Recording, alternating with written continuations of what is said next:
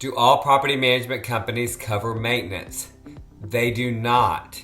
And I think this is a big buyer beware. One of the main things a property management company does, in my opinion, or should do, is maintenance.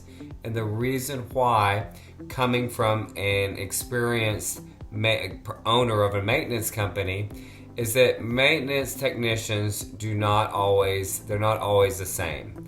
And they're not always the same from year to year. Sometimes they get too much work, sometimes they have too little work, and eventually they either come or go. It's just the nature of the craft, unfortunately.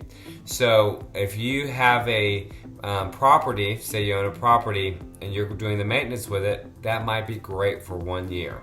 It might be great for 2 years.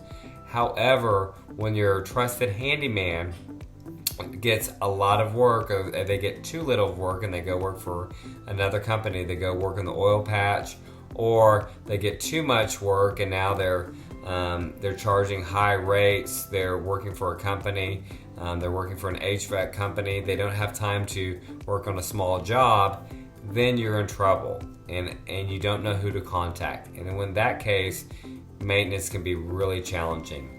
A property manager, they often have enough business to find the best handyman, the best electricians, plumbers, etc.